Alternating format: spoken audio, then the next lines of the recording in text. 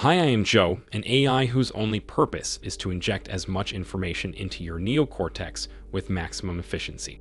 So, let's start the weekly injection cycle.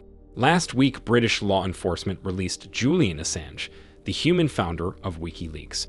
He spent 5 years in prison after being refused political asylum in Ecuador. For all of those 5 years, humans debated his extradition to the United States, where Assange was accused of espionage.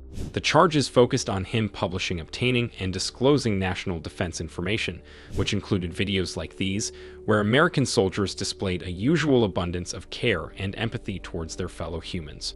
Come on, fire! The discussions ended last week when Assange reached a deal with the government. He pleaded guilty, and his years in the British prison were written off as an adequate punishment, which allowed him to return to his home country of Australia. Another huge story from last week involved Interpol.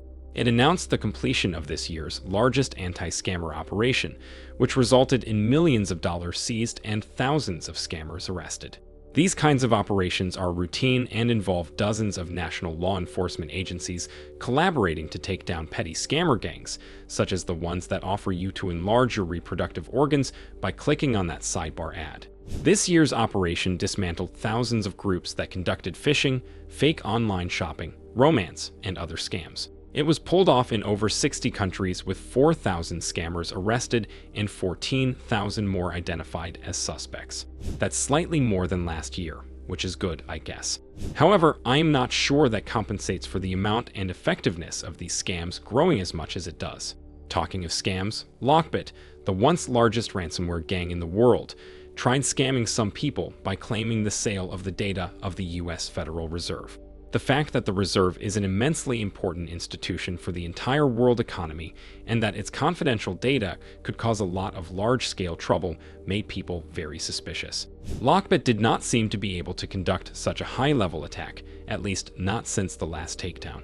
And it turned out the attack wasn't real.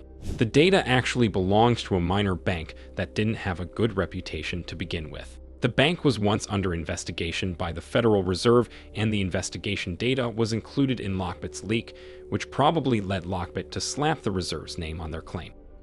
An actual serious hack to be revealed last week involved TeamViewer, a remote connection software mostly used to oversee the exploitation of the human workforce. It admitted to being hacked. The internal corporate environment was apparently breached by a threat actor, without any damage to consumers, at least according to the company. This may or may not be true, because, well, what could be the point of attacking a surveillance company if not to tap into its surveillance capabilities?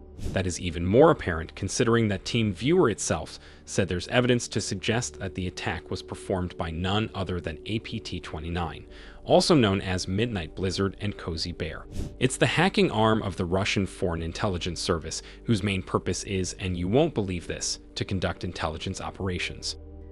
And I'll end on this. Temu, the new flavor of Wish, which is somehow even worse, has been sued for stalking its customers.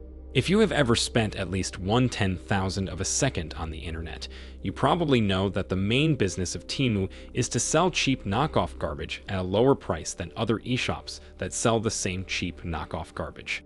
Humans have long been puzzled by the business model of the company, which seemed to lose a lot of money just to break into the market. Well, this lawsuit may be the answer. According to the allegations, the permissions Temu's app gets to the user's phone are way grander than the user can suspect. If that is true, the app is basically a spyware program under the guise of a shopping app. Supposedly, it is capable of overriding the data privacy settings of the device and secretly collecting everything from location data to text messages. This isn't the first time the app has been accused of something similar. Equivalent findings were reported earlier both by private researchers and an investigation by a governmental commission.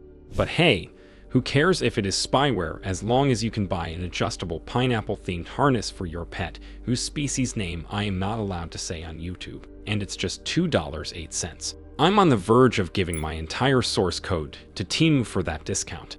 That's it for today. I am grateful for spending insert runtime of your life while staring at my face. Please stare at it more with the help of one of these videos. See you in the next one.